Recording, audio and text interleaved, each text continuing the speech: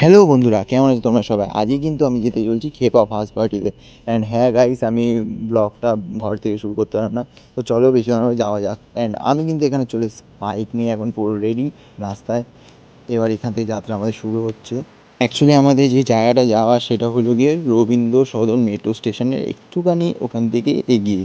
And আমরা এখন ওই দিকেই যাবো ফার্স্ট। গাইস, আমার কিন্তু আর খুশি হচ্ছে না, আমার মুখ দেখে বুঝতে পারছো তোমরা। कहा नहीं जाता। तड़प ही ऐसी है ना। অ্যান্ড আমি এই খুশিতে চশমা নিতে ভুলে গেছি। অ্যাকচুয়ালি বাইক নিয়ে যাওয়ার আলাদাই মজা, সত্যি কথা বলতে গেলে।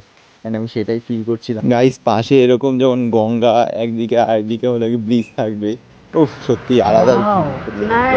ফাইনালি বন্ধুরা, আমরা কিন্তু 20 কিলোমিটার জার্নি করে এখানে পৌঁছেছি। আর এখন আমি এখানে একটু ঝালমুড়ি খেয়ে নেবো আগে, কারণ ভেতরের জিনিসটার অনেক দাম।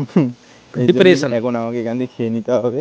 অ্যান্ড ফাইনালি আমি পৌঁছে গেলাম বিটিএস ফিয়েস্তা 2026-এর পার্টিতে।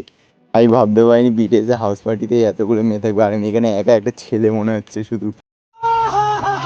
আর এটা হলো গিয়ে আমাদের একটা দিদি, যার থ্রুতে আমি এসেছি। আর আমি এখানে চিল মারতে মারতে কিছু ড্যান্সিং পারফরমেন্স দেখলাম।